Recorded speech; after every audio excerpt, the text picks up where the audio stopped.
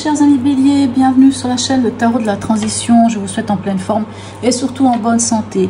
Nous allons effectuer le tirage pour la semaine qui va du 28 août au 3 septembre. Je vous rappelle que mes tirages sont des tirages généraux, ils peuvent ne pas correspondre en tout point à la situation que vous vivez actuellement. Donc vraiment ne prenez que ce qui résonne, ce qui fait sens pour vous. N'oubliez pas aussi, quelquefois, il faut aller regarder ce serait intéressant d'aller regarder son signe ascendant, voir son signe lunaire, en tout cas pour tout ce qui va être de l'émotionnel. Allez, on commence. On va aller voir quel est le message du tarot des anges pour le début de cette semaine pour vous. Ok, le 7 de la pensée, le 7 d'épée. Soyez patient, les rêves mettent parfois du temps à se réaliser. N'ayez aucune inquiétude, travailler dur finit toujours par payer. Tenez-vous prêt, car les choses peuvent bouger tout d'un coup. Faites une pause et réfléchissez à l'avenir. Ok. Alors, c'est vrai, le 7 d'épée, c'est ça. Et c'est aussi le fait de prendre un temps, ou peut-être de faire... Il y a des choses dans la vie, des fois, il faut les faire sans trop en parler. Si il y a une idée de projet, par contre, par exemple, de ne pas tout dire. Bon, on va aller voir votre état d'esprit en ce début de semaine. Nous avons le valet d'épée et le cavalier de denier. Ok, alors le valet d'épée, c'est vraiment l'étudiant. C'est vraiment, on est prêt à ouvrir les bouquins, à repartir sur les bancs d'école.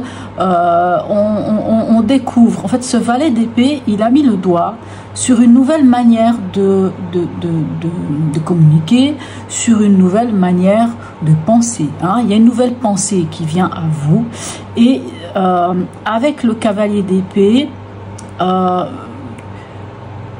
en tout cas, vous en avez, on pourrait dire que vous en avez les armes, ou que ce soit financièrement, matériellement, en tout cas vous en avez les capacités de pouvoir gérer ça.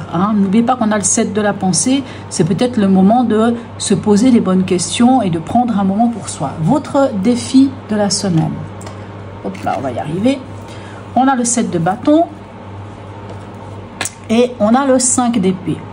Alors, votre défi de la semaine, avec ce 7 de bâton, ça va être en fait, ça va être une semaine où il va falloir prendre position. Il va falloir peut-être défendre vos acquis, défendre ce que vous avez fait jusqu'à maintenant. C'est vrai que ça vous amène des conflits ici avec ce 5 d'épée, soit des conflits intérieurs avec vous-même, soit des conflits avec les autres.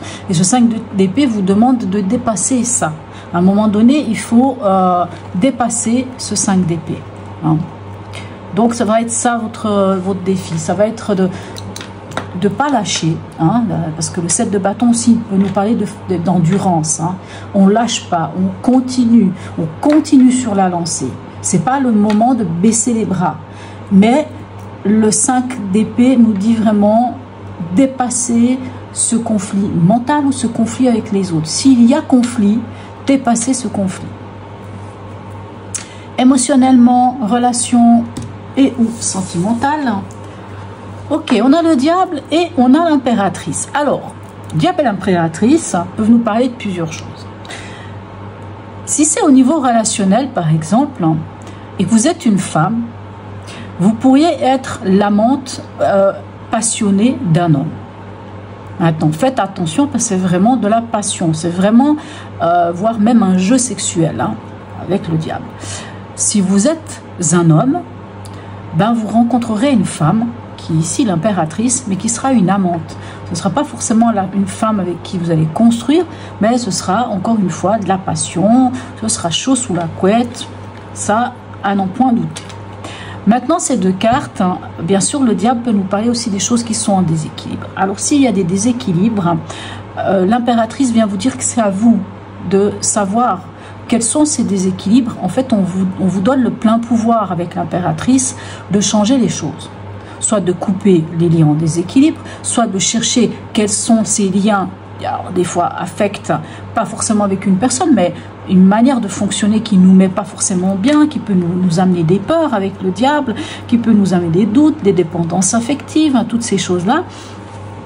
Et l'impératrice vous dit que vous avez, bah oui, vous avez, regardez, vous avez le bâton, vous avez le sceptre dans la main, vous êtes créateur et créatrice de votre main, vous avez les pleins pouvoirs de votre main, de votre vie, pardon, vous avez les pleins pouvoirs dans vos mains pour pouvoir couper des liens ou pour comprendre quels sont ces liens et vous libérer de ces emprises-là que le diable pourrait avoir.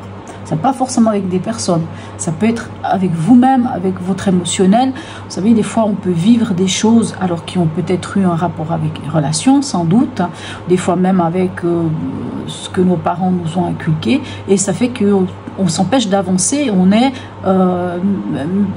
comment dirais-je, on porte un boulet derrière soi qui nous empêche d'avancer, et on vous dit que vous êtes créateur et créatrice de votre vie, et ça ne tient qu'à vous de changer la donne.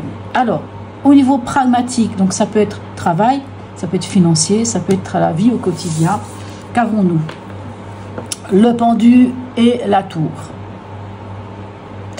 Alors, le pendu, il y a quand même un blocage. On ne peut pas aller, on ne peut pas faire les choses. On voit d'ailleurs le 7 de la pensée, vous le dit, comment dirais-je, qu'il faut peut-être prendre un peu de temps, qu'il faut faire une pause et réfléchir à l'avenir. On le retrouve ici avec le pendu. On fait une pause, on se met en situation de pendu, la tête en bas, et on essaie de regarder les choses sous un autre angle. La tour peut nous faire partie, nous dire aussi qu'on va prendre conscience de quelque chose qui ne tenait pas la route, de quelque chose qui n'allait pas.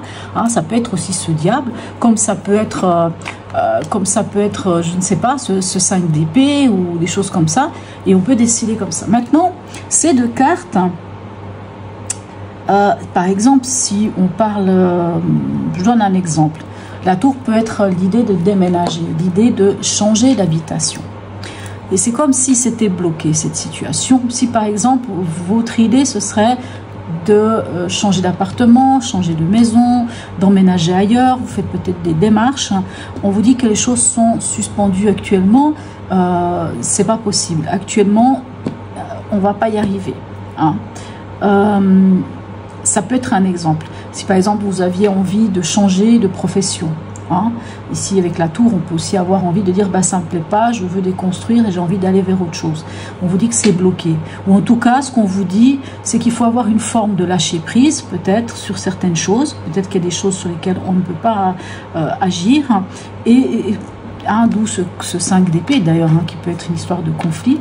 Ou en tout cas, on vous dit de regarder les choses sous un autre angle. Alors, au niveau de votre chemin de vie, qu'est-ce qu'on a? Magnifique, on a l'as de bâton et on a le roi de bâton. Alors, vous voyez ce 7 de la pensée qui vous dit, n'ayez crainte, les choses vont se mettre en place, mais il vous faut faire un temps de pause. Alors oui, il faut faire ce temps de pause, mais on voit que, au fin de compte, vous allez mettre le doigt sur ce qui vous passionne et vous allez avoir les possibilités et les capacités ici en roi de bâton, qui peut d'ailleurs très bien vous représenter, vous, mes amis, Bélier, puisque les bâtons sont des signes de feu, et vous êtes un signe de feu, et ce roi, lui, il maîtrise tout ce qui est de la passion, il maîtrise tout ce qui est de l'action, c'est le chef d'entreprise, c'est le chef d'entreprise, c'est le leader, c'est celui qui prend les choses à bras le corps et qui fait les choses. Ça vous ressemble quand même bien, mes amis Bélier. Donc même si ça semble un petit peu compliqué, peut-être ici, entre le début du mois et tout ça, même si ici il pourrait peut-être encore y avoir des petites choses qui font que finalement les choses ça ne se passent peut-être pas comme vous le souhaitez, peut-être que vous attendiez de l'argent mais finalement l'argent ne vient pas, donc ça vous met dans une situation de pause, de ne pas pouvoir aller de l'avant. Ce qu'on voit, c'est qu'en final vous allez pouvoir y aller, c'est ça qui compte. Allez, on va aller voir à la fin de la semaine passée. Vous aviez le 9 de coupe, c'est-à-dire l'idée du bonheur et de la satisfaction. Qu'avons-nous? Nous avons la force. Ok, alors la force, c'est magnifique, parce que la force, elle vous dit quoi? Moi, je l'appelle la carte de l'homéostasie. Alors, il y a des gens qui vont dire oui, mais c'est un terme médical. Certes, c'est un terme médical qui nous dit quoi? Qui nous dit que les choses sont en équilibre. Quand on a l'homéostasie dans notre corps, les choses fonctionnent bien. Donc, la force, elle nous dit clairement que c'est important d'être dans cet équilibre, qui est très difficile. C'est quelque chose qu'on cherche toujours à atteindre. C'est-à-dire entre le trop faire ou pas assez, entre l'émotionnel et l'impulsif. Et vous voyez, ce que j'aime beaucoup avec cette carte ici, avec ce lion, on voit que la force, elle réside dans quoi? Elle ne réside pas dans la capacité de mordre un morceau de viande et de ne pas le lâcher, mais elle réside dans le fait de la force tranquille, le fait de voir ce lion qui est couché dans ce champ de coquelicots. Il pourrait sembler être, comment dirais-je, je trouve pas le mot, ça va pas, mais ça n'empêche pas qu'il est sublime, qu'il est magnifique et qu'on va pour autant totalement le respecter.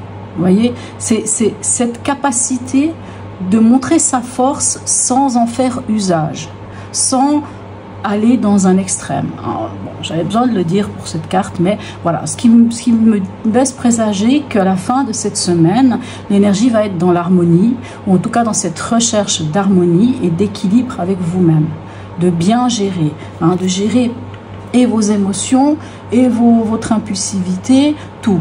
Mais on le voit ici, vous avez quand même un roi de bâton, donc le roi de bâton, lui, il gère.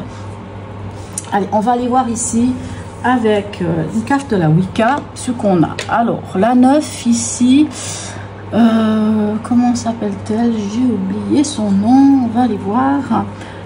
C'est Beltane, oui, la Beltane, Beltane, c'est le jour saint des calendriers celtes qui accueille le début de l'été.